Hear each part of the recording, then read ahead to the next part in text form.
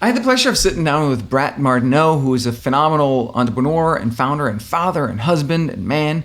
And it's so interesting how a lot of the conversations I've had with people recently have sort of gravitated towards parenting and growing up, the process of growing up. It's something that I'm super passionate about and interested in, because I think that's one of the main things that is causing problems in our world today is lack of good parenting, especially fathers, to be honest.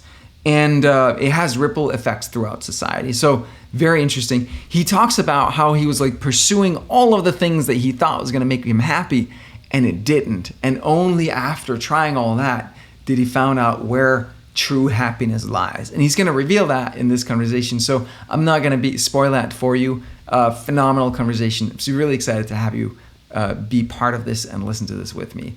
Thank you for being here. Let's get into the conversation.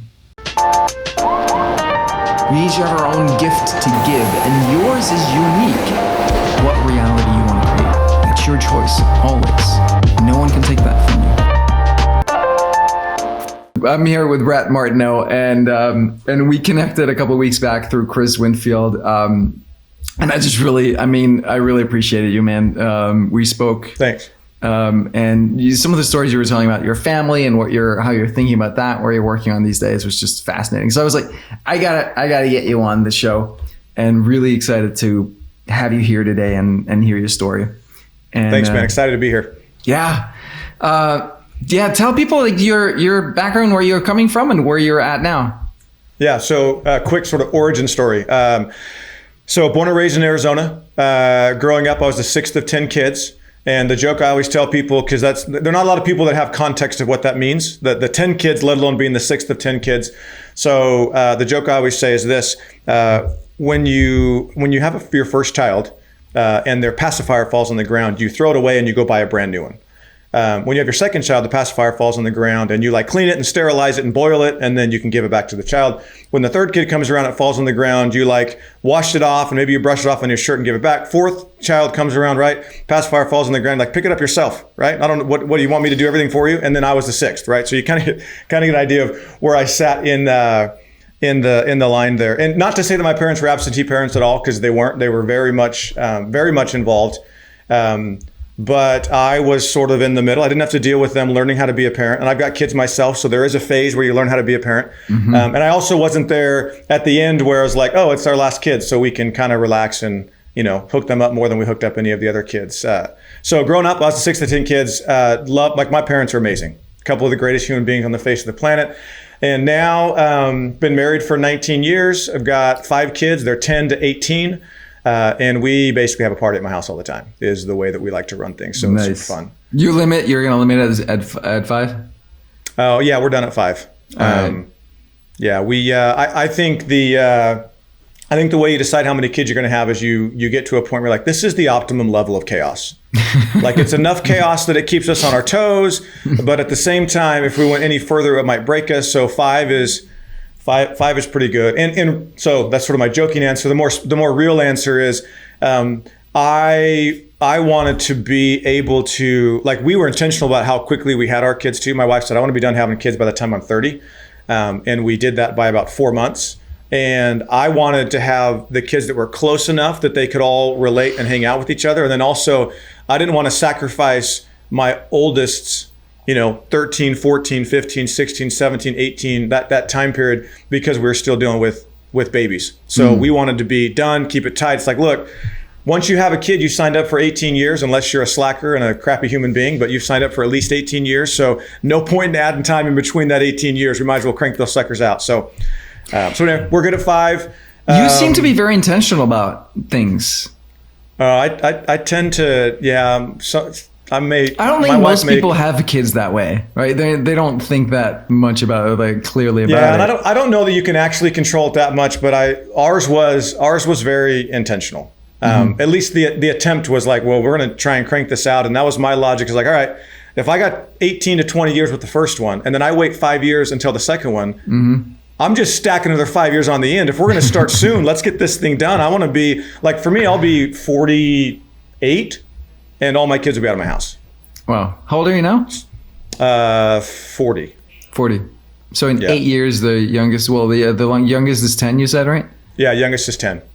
Yeah. Yep. And have you told him that you're going to kick them out at 18?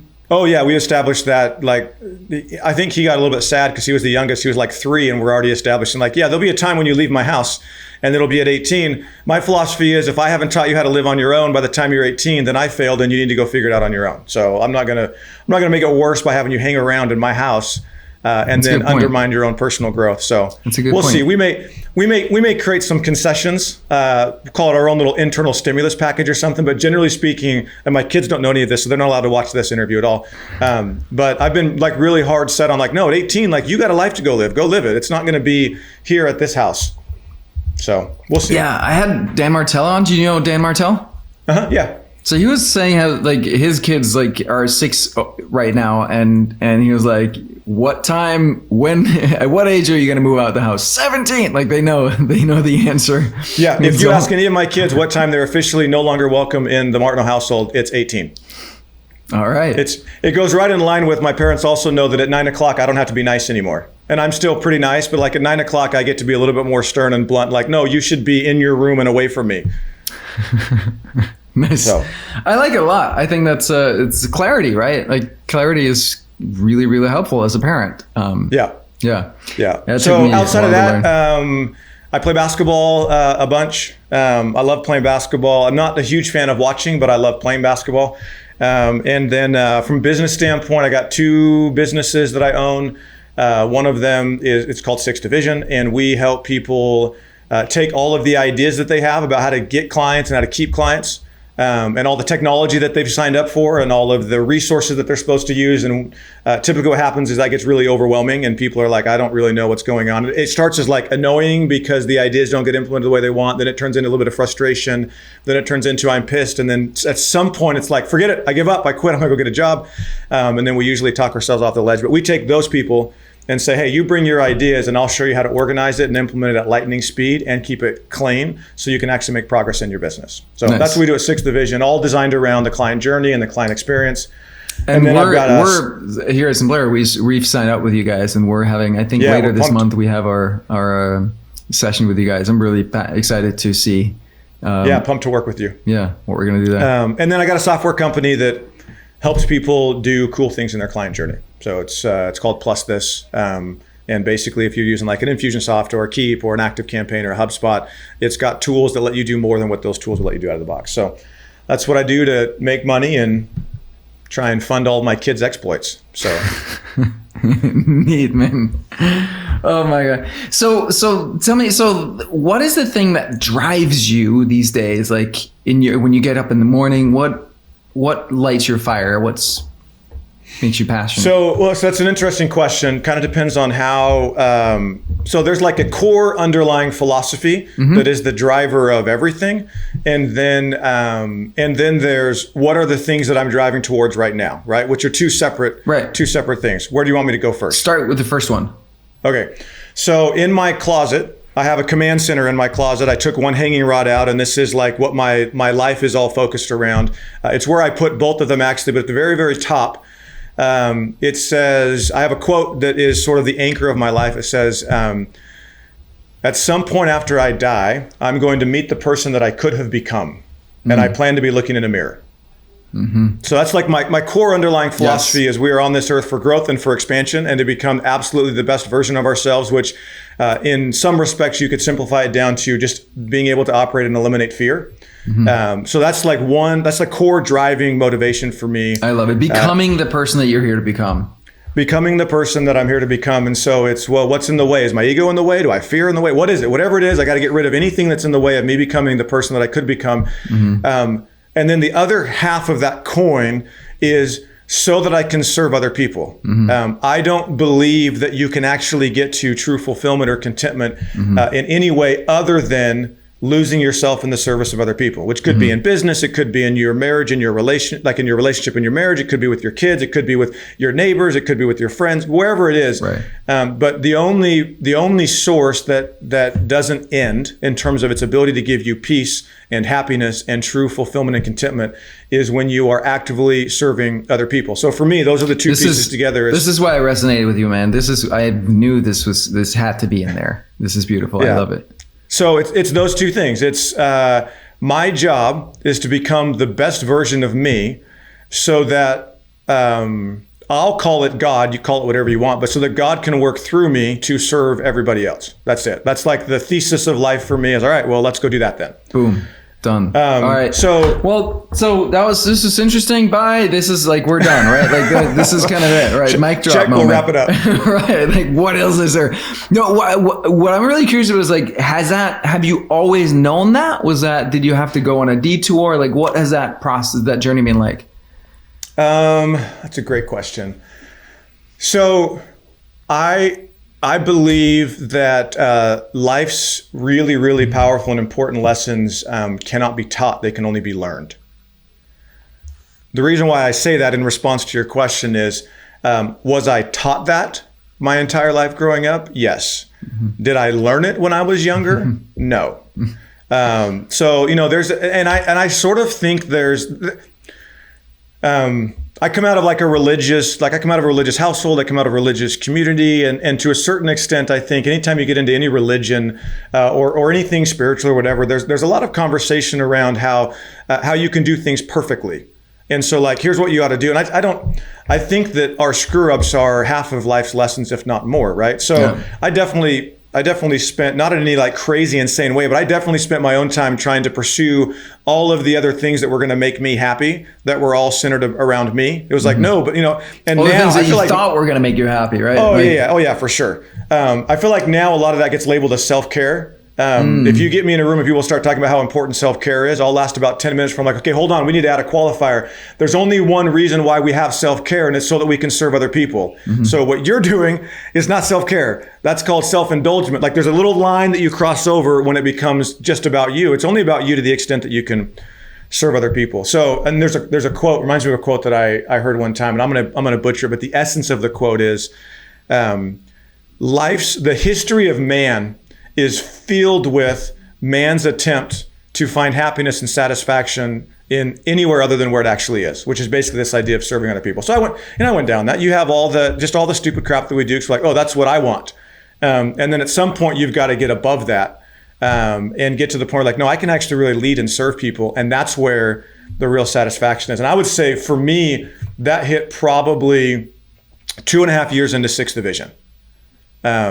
Is about the time that really clicked, no, I could actually use this thing as a vehicle to go serve other people. And that's where the real excitement came. And before that, I was looking at it as a vehicle that I could use to serve just me. Mm-hmm. And I sort of wanted out of it. I don't even like this thing. This is not when I was growing up, I didn't say I was going to go run this business. And then I realized, yeah, but dude, you're in a really good spot and you could go make a massive impact and serve people. Mm-hmm. Why don't you just stop being stupid and get over yourself? Nice. And then things got fun. Nice. So it doesn't sound like there's a deep personal crisis and you were deep out on drugs and that kind of that stuff. But no, it was more I've never, if I were to give you the history of all the things that I say where I went and I tried to find happiness and other things, it would be elementary, on the scale of varsity is hardcore drugs and stuff. Mine would be maybe pre-kindergarten or something like that. But no, so there wasn't anything like that. It was more just, it was more, I think actually it's a more dangerous one is I was just asleep. Mm-hmm. Mm. Right? I was going through life, but I wasn't actually aware of anything. At least the person that would get into stuff that's, heavier, deeper, whatever is trying. They're proactively, and maybe they're aware or not, I don't know. I didn't do that stuff, but there's an attempt to go get it. I was in sort of the mass of the middle of the masses of I don't even have a clear vision of what I'm doing. I'm just kind of sleepwalking through life. And so what, did you realize that? Hey, wait, I'm asleep here. What happened? So no, it wasn't that happened. And then I had the realization. Here's what it was. So we're running Sixth Division, me and my business partner. And I was, I didn't like it. I was trying to figure out a way to get out of it. I was this is not what I wanted to do. And we were having a conversation, he and he's like, dude, I think you're just overthinking this. He's like, here's the approach that I take. And he quoted from me a thing that Joe Polish has actually trademarked. It's the ELF concept, which is you create a business that's ELF, easy, lucrative, and fun. And essentially what it means is it easy? Meaning, can you be really good at it without having to spend like a ridiculous amount of time and energy on it, number one. And I was like, well, that checks off because I'm really good at what we're doing here. Is it lucrative? Can you make the amount of money that you want to make? I'm like, well, we're making the amount of money we want to make. And is it fun? I'm like, well, I like the people I work with. I like my team. I like the clients that we have. So this pretty much checks off everything that I'm looking for. Yet I'm still looking for something else. Like, why am I trying to go find something else and I'm ignoring the thing that I have? And that was a very, very poignant moment for me. That was like, bro, just why don't you stop and get clear on what it is that you're looking for in your life so that you can then take stock of what you have and see if you already have it. Anyway, you'll hear me rattle off quotes. There's a quote that I love by Robert Heinlein. He says, in the absence of clearly defined goals, we become strangely loyal to daily trivia until ultimately we become enslaved by it. And that is the epitome of where I was. I had no clear direction, no clear, like, this is what I want. All I was doing was walking around saying, I don't want what I have. I'm like, well, hold on. It's funny. It reminds me of some, like 8 years ago when I had, started Sombrero. And there was a moment where I was like, my dream was to have a business that was running some kind of product, something that was running on its own.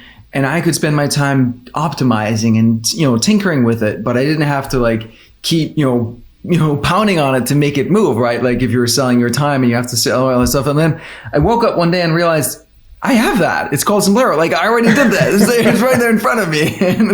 And I was still kind of like wishing for it, longing for it, not realizing it's here, right? Yep. Yeah. Yeah. And I probably had to do that cycle. I don't know how many times. Like you start to drift, and the better things go, the more you start to drift, and like, oh, I'm not content with this. Like, well, actually, hold on, wait a minute. Let me go back to what I said that I wanted, and what I actually approved that I wanted. Because just because we say we want something doesn't mean that we actually want it. Sometimes we got to go get it and be like, oh, this is not what I wanted. I need to go redirect. But I've been through that cycle a handful of times. Just of getting really got to go back and get clear again. Okay, what is it that I want? It never ceases to amaze me how much time and energy it takes to be clear and simple in what you want. Talk to me about that. Like, what does that look like for you? What it looks like is the amount of, and maybe this is just me. I don't think it is. Especially, I think for entrepreneurs, we have ideas of all these things that we could be doing that creep up, and like the brain constantly is going, and it takes intentional and diligent effort to be able to put up guards. Like, yeah, I know that's an idea, but that's not what you like. You don't need that. You don't want that. For me, when I look at where most people get hung up, and when I hear people talk about the things that they don't want or the things they don't like, what tends to be a common issue is that they either are not clear, they never gotten clear on what they want, or it's drifted. And it's like they drifted away from the clarity and the simplicity, and they turned it into something that is not clear and is overly complex. And I believe I just think it takes a lot of time and energy and dedication to be clear and focused on exactly what you want to go create, and then keep the focus. Right. It's the reason why meditating, journaling, what is the work there for you? For me, it's more documentation of what it is that you're working on, and then constantly revisiting it, like daily, to keep yourself focused on the outcome so that you don't jump to something else. Wait, so get super tactical for me here. Like, do you have I'll go back to my closet. That we have it? Yeah, okay, yeah. Yeah, I'll go back to my closet. So whenever I work with entrepreneurs, the very first thing I have them fill out and create is this document. I call it the return. I believe that most businesses aren't giving the owners what they want because they haven't filled out this one document. And the return walks you through an exercise. And I've got a recording where I teach all this that I could share that goes into it in more detail. But simply, it walks you through an exercise of getting really clear on what time do you want this business to give back to you? And then secondly is, what energy do you want it to give back to you? And that's defined in the role that you want to play in the business. And then lastly is, how much money do I need to get from this thing in order for it to make sense, right? Value happens when you have both sides in an equation winning. When you start a business, you're on one side, the business is on the other side. Your clients are on the other side.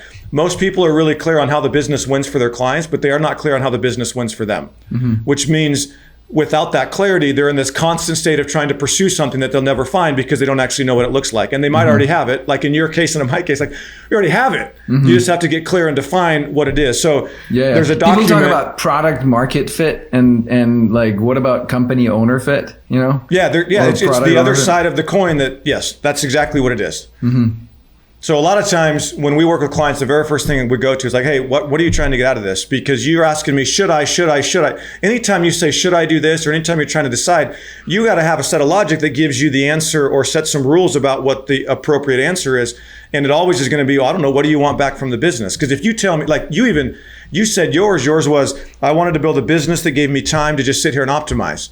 So you wanted time and you wanted your role to be, I'm not involved in all the day-to-day details. I want to be able to optimize and I want other people to go run it. And inherently there was going to be some monetary thing in there where it had to make enough money to pay whatever you decided that number was, right? So you're clear on that. And the more you can keep that front and center and the focus, then the more you can keep yourself focused and you can more easily say no to things that would be a distraction. You can say no to yourself when yourself rears its head and says like, oh no, you should be going and getting more. It's like, no, I don't actually need to be going and getting more. I got exactly what I want right now. Right. So how do you know? Is that a gut thing for you? Is it a heart thing? Is it where is it in your body that you know? Like what the return, like what the elements would be that you put in the return? Exactly.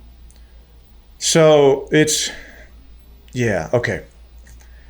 I don't think for me, I'll put it this way. My experience is not that it was like, oh, that's what I want. And then what I decided initially as I worked towards it was actually the thing that I wanted. Like it didn't work that way where it's like, oh, I decided in my head and then I went after it. For me, there's a little bit more of an iteration. Like I iterate through the process of, well, I think this is what I want. I'm going to start working towards it. My experience has been that you don't actually know until you start working towards it. You're like, oh yeah, no, this is not the right this is not the right thing. I need to tweak it just a little bit, or I need to change it this way. And your situation will change. So like, for example, we started SixthDivison and it was 100% one-on-one. We do work with you one-on-one. It was basically like an agency model. And that worked fine for where I was. And then all my kids grew up a little bit. Now I've got my kids from 10 to 18 and we still have an agency, but I'm not trying to grow more of an agency. Like my life situation has changed. So now what the business needs to provide to me is also adapting. So there's this timeline of your life that will also influence and impact, what it is that you want. So I've got an exercise that I go through around deciding that helps me decide. I've got it recorded in a video I could share, or I could talk through it now. It's probably a 10-minute tangent of like my process of deciding. All right, let's not do that. Let's not do the tangent right now. But I appreciate that. I'm actually, there's a coaching program component is that what's called the lab? Yeah. So we'll be a part of that, which I'm pretty excited about. I'm guessing that's the kind of stuff that you cover in there? Basically anything that I have that I've created, I'll give access to people that are in our programs. That part of the deciding is more of like a fundamental, how to decide anything in your life. Anyway, the resources are all in there and stuff. What are some of the, how did you learn? There's this stuff your parents taught you, or have you been like a student of like a Tony Robbins or like any of those kind of folks? What has your path been there? So like, yes. And, I think my superpower, if I were to like dare to describe my own superpower, is that I pay attention. So I served a mission for my church in Venezuela. And I tell this story all the time because this question comes like, hey, what did you come up with all this stuff? I'm like, well, I served a mission in Venezuela. And I took 2 years of Spanish in high school, but it was high school, so I didn't know anything. So I go down there, and a year and a half in, I'm giving a talk in church, and somebody comes up afterward and says, hey, so where are you from? And they meant, where are you from in Venezuela? Because I'd gotten really, really good at speaking Spanish. And there are lots of other people that went down there from the States that didn't get nearly as good. And here was the only difference. When I would ask somebody questions, and so the way Spanish works is if you ask somebody a question, a lot of times their answer will literally be them spitting back to you what you said, but in an answer form. So like most of the structure of the sentence is exactly the same. And then they'll just change one little piece. I would pay attention when I'd ask them a question, and then they would give me the answer in a different structure. I'm like, okay, well, hold on a second. I'm the white dude from America who doesn't speak Spanish, and you speak Spanish as your native language. So if I ask you a question one way and then you answer a slightly different way, I'm the one that's wrong here. So I would literally stop conversation, like, I have a question for you. Totally independent of everything else. I just asked this way and you answered back this way. Why was that? So for me, I have I'm always looking at, if I'm not getting the result that I want, I assume that I'm wrong. Because if I was right, I would get the result that I want, number one. And I'm always paying attention to what people say, but to the nuances of what people say. So I've followed Tony Robbins stuff. If I were to pinpoint one that's probably my favorite to follow is Jim Rohn. Followed a ton of his stuff. And then I also I'm observant and I draw my own conclusions. Jim Rohn talks about don't be a student, or don't be a follower, be a student, which is take it all and then come up with your own ideas. And so I just use my life as a testing ground for, that's interesting that here's what I'm saying, that this is what I believe and here's how I'm going to operate, but I'm not actually operating the same way that I just pay attention to, I just observe and then come up, and I'm very much frameworks and systems. So I observe and try and turn them into systems that I can use later. I can tell on that. Yeah. That's also, I had a period in 2008 where I was looking at my life and I was, I don't have any of the results that I want. I think it was actually 2007, but never mind. My life is nowhere how I want it. And so clearly I'm not taking the right actions, which must mean that I'm having some false beliefs, right? Because my actions come from my beliefs. So I was like, okay, I'm just going to be in a phase of my life where I'm questioning all of my beliefs. Anything's up for grabs. Doesn't matter how committed I feel like I am to it or where it comes from or whatever. It's up for questioning. And that was really, really powerful. It just, I think it did something a deep change to how I see by beliefs and how I relate to, myself and my own mind. I went through a similar phase, and it was extremely powerful. And I don't know what your experience was, but it's also extremely scary because you're okay, everything that provides stability no longer provides stability while I sort of resort out what it is that I actually believe as I work towards getting the results that I want. I heard a quote one time that said something like, you can't actually know or really believe something unless you've considered the possibility that it might not be true. And I think there's a lot of power in that because it forces you to go from, I've collected all these quotes and all these ideas and all these theories to, I'm going to actually go analyze them and then decide what I believe that works for me based on my own actual experience. So, exactly. Yeah. And it was I think since then I've never had I talk about beliefs loosely held, right? And I realized I don't know which of my beliefs are wrong. And it's still the case that I believe a ton of stuff that's probably wrong or unhelpful, right? I just don't know which ones. And so I got to be open to any of them being wrong. And yet I have to function in life, right? So I can't be paralyzed. I love that phrase. My analogy was always you got a truth in your hand, and you've got to hold on to it tightly, but not too tightly. That's the idea of the loosely held. So I'm this is what I know right now. Right. And when I'm comfortable that the purpose of my life is just the discovery of those, and it's not I had the right answer at the beginning, I just have to hold on to it. It's no, it's a discovery as you go through how this applies in all these different situations.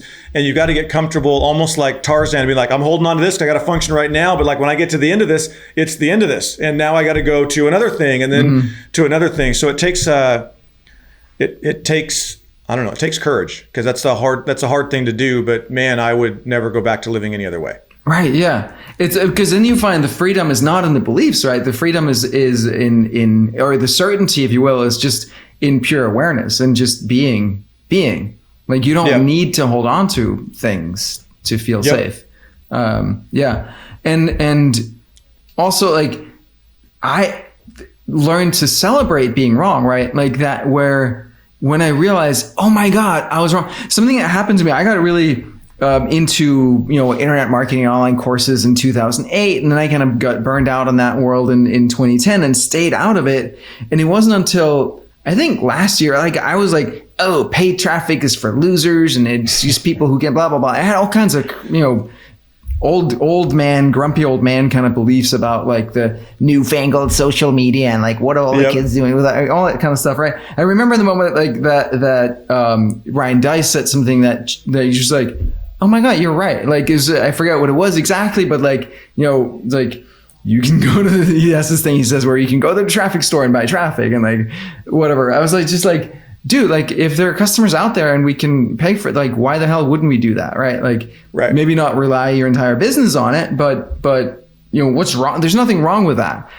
And I've learned to associate that feeling of being wrong with something positive, because now there's new possibilities that open up for me, right? Like before I was like narrow-minded and locked down, and like, yeah, it's a little unpleasant to be wrong, but look at what's available to me now, right? Yeah, so I think when it comes to learning, I think most people don't learn. They're not aware enough or paying attention enough to actually realize that life's going to try and teach them lessons all day long. That's back to the being asleep thing, too, right? And then the other place where we fall apart when it's time to learn, I think, in this concept of being wrong, because for me, being wrong, recognizing it and adjusting is learning. Like that's all learning is like, oh yeah, I could do this better, right? Right. Another place where people fall short is that when life gives them lessons and gives them truth, rather than letting the truth change them, they change the truth so they don't have to change. Because one of those is going to, either you or the truth is going to change, and you can either let the truth change you or you can bend the truth. I'll leave it up to you to figure out which one. Which one is better? But like, there's that's the only way around it. The other leads to like better results and not suffering. Yeah. Right? Yes, and yes. Yeah. So. Yeah. And I heard it's funny because they're doing the documentary on Michael Jordan, right? The Last Dance, and I was reading up on it, and there was a quote he said, and I screenshotted it on my phone. It'll probably make it into like something on a wall. He said, he's like, I don't want to fail, but I'm not afraid to. Mm-hmm. And I look at failure in the same concept of learning. And I love the approach, like, yeah, I don't want to, but there's no fear in it for me. Because as soon as you recognize that getting something wrong, learning and getting it right is just like the learning process, all of a sudden you have no need to be afraid of failure or being wrong. And I think there are too many people that are like, no, I've got to protect my identity that I've created around what this is true. And as soon as this is not true, I have no identity. I'm like, well, that's... Welcome to freedom, right? Yeah, hello, exactly. right? Yes. Yeah, I changed my name. Yes. I changed my legal name, like all of it entirely. That was a mind fuck, right? Yeah. It's like, wait, who am I? All right, I get to choose every morning I wake up. I get to choose who I am. It's pretty cool. Yep. Yeah.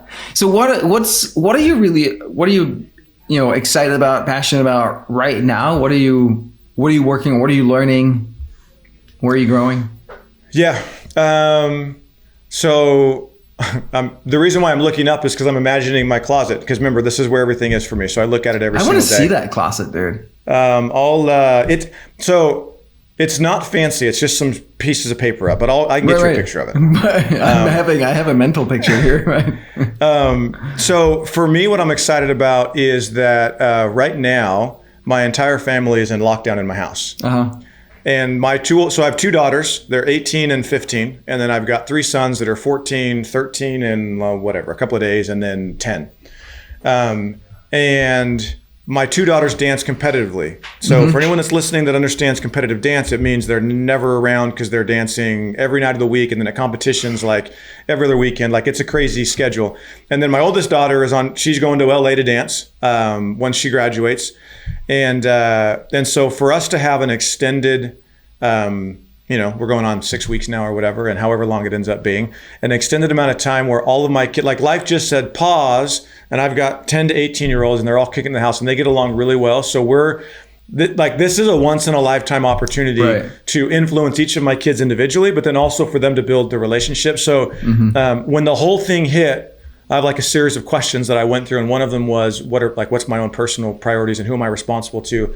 So the thing that I'm most excited about right now, and that I'm doing my best to corral my entrepreneurial brain and focus it where I want it to be, is on my kids and their relationships with each other, and then also my relationship and my oversight or leadership with each one of them individually. So that's number one that I'm really excited about, is that opportunity. How do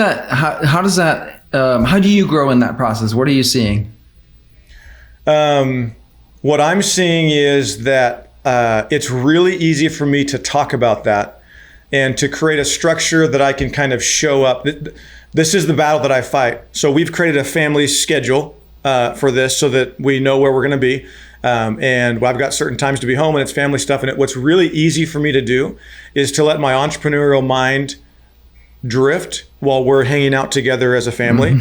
And so the discipline and the growth for me is, I know 100% for a fact that when I die, I will not look back and be proud of what I created in my business over this time period. I know that to be a true statement. It doesn't make it any easier for me in this time to put down my brain for all the entrepreneurial things that I'm working on and actually have it focus on my kids. So the growth is in the actual doing of the thing that I said that I want to do. Right. The presence, so right? That's the growth. Right. That makes perfect sense. Yeah. Being present in that moment and not letting all the business stuff distract you. It's fascinating, right? Because like being an entrepreneur, it's so much fun, and we're solving problems and challenges. It's engaging, right? In like a game kind of way. And it's very compelling. Whenever I go work out, my wife and I, we exercise together in the living room these days, right? And she always jokes about me because I'm always make notes and pull out my phone and send messages to people and stuff, because I get so many great ideas there, right? Which is not, there's a practice for me in being like really present and focused in my body and just being in that exercise in that moment, right? Which I'm not very great at. But on the other hand, the ideas are amazing. Yep. Yeah, I have. I don't know how many times, sometimes multiple times a night. It's like, where are you going? I'm like, I got to write an idea down.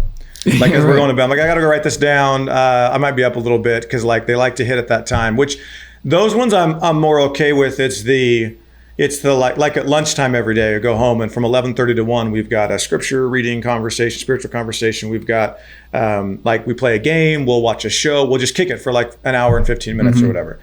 And it's in those moments, it's really easy to be like, okay, we're done, we ate, we've been here for like a half an hour or whatever. And it's easy for me to just let the kids go off to their own things. I'm like, oh, I guess I'll just go back to work because I just let everybody leave. It's like, no, it's holding myself accountable. Like, no, come, we're gonna have a game, or we're gonna do whatever. Like it's creating that time. So that's the growth. That's the pull. And I think living in the tension of both of those is actually the ideal spot, because it's not really going all one way or the other. It's living in the tension of, I'm gonna be present here, and then I'm also gonna go create a bunch of value over here. But I'm not gonna let I think the most dangerous thing for me is what can creep in subconsciously is, I'm solving problems and I've got a cool business and people like it. That's all ego, right? It's like, and then people know who I am and they know that I've got a cool business and they know that people like it. And that's all about me. And I can use that as like, but I'm doing this good thing for other people. And I just have to remind myself that, but at the end of the day, when I look at my list of priorities and who I have responsibilities to, it starts with God, and then it goes to my wife, and then it goes to my kids, and then it goes to my business partners, and then it goes to my team. And then I get down to this thing called clients, like the ones that are actually paying me. And then I get down to people who are able and willing to pay me. And then I get down to the rest of the world. And the irony is the thing that like draws me and wants to distract me is like, oh, but I could go create all this content for all of these leads. I'm like, but I got 7 or 8 people that I got to get through first before they actually ought to deserve any of my time. So. Yeah. That's a really good point. Yeah. I love also how you said in that whole hierarchy, it's all people, right? It's not like the business or something like that. Because I mean, that's all it is, right? Yeah. All we have is when I look at my impact in the world, I only have one sort of impact I can make, and it's called on people. Like I just have relationships that I can go improve. And then I have relationships I can work on and create better results in. Then I have myself that I can improve to be a better part of that relationship. That's sort of all there is to actually deal with in life. I like it. All right, man. Yes. Really appreciate you. This is super enlightening. I want to see your closet one day. Is there clothes in there? What kind of closet are we talking about? Can you sit in there? There are. So my wife has the big closet in the house. I got the little teeny one, and there's clothes that hang over here. And look, this is what I wear. Not the same shirt, but it's the same one, but not the same one, right? And then I'm just like, find me a pair of jeans that fit, buy me 6 pair of those or whatever. So those hang over here. Shoes and whatever stuff goes over on the left side. And then there was a hanging thing in the middle. I just took out the hanging thing, and I've got this command center where I can put what I'm working on, what I'm focused on. And that's what I use to keep myself focused and on track. Is it a whiteboard? Is it like... paper that you put up a new one? It may become, no, it literally is 8.5 by 11 pieces of paper that I've printed off and just taped up on the wall. And so I've got my quote that I mentioned before, and then I've got the definition of dollar, which is my method or my formula for how to get to what I want. Those at the very top. And then underneath it are the buckets of where I spend my time. What is dollar? So dollar is my formula for how to get anything that you want in life. It's D stands for decide, A stands for act, L stands for learn, R stands for repeat. And when you decide to start simple. When you act with violent imperfection. When you learn without ego. And then when you repeat as fast as you can. All right. You like frameworks, dude. You're good at this stuff. I do, because I'm too like scatterbrained. But like I got to have frameworks. Be like, oh yeah, no, what am I supposed to do here? Cool, I already came up with the framework. I'm going to go do this to keep myself focused, so I have as much extra time left over. So anyway, I've got that in my closet. Those two frameworks up top, and then down below is where am I creating an outside impact, and then below that is what am I focused on to help grow myself to be able to create that impact. And I've been tweaking around with some formats, so by the time I send you a picture, it might have changed slightly. But that's the basic idea. Got it. Sweet, man. How long have you been doing that? I've had it up for probably, it's probably been a year and a half. Like I've been trying to track it. I've been tracking those different things and chewing on that forever. I mean, since I woke up, 2.5 years into 6th Division. But it wasn't until about a year and a half or so ago that I was like, you know what I need? I need this to be staring me in the face. Where will I see it every single day? And every single day without fail, I go into my closet. And so I'm like, I'm going to put it right here. I'm going to print it up. It will be a dry erase board. The problem is that the hanging section is this dry erase board behind me. It's like 4 inches too short. So I've got to do some wall work before I can put a dry erase board up in there, or get a smaller one, but I just like this size. So we'll get it there. All right. We'll get it there. Cool, man. All right. So final 2 questions. Yep. Number 1 is, where can people find you, follow you, engage with you? So yeah, on the social medias, if you want to go there, Instagram, it's just Brad Martineau, no spaces or anything fancy. I'm on Facebook. Those are the 2 places that if you want to follow or interact, that I'm most likely to see stuff. I'm sort of on the other ones, but not really. And then you could also go to SixthDivison.com, and that's just spelled out SIXTH division.com. We got some resources there. Or you could email me. It's Brad at 6th Division, also spelled out, no numbers, so SIXTH. Email me. That's fine as well. Yeah, any of those places would be great. All right. Phenomenal. Thank you. We'll have the links up too. And what's one phrase, one thing that you want to leave people with? Oh man, that's a great question. I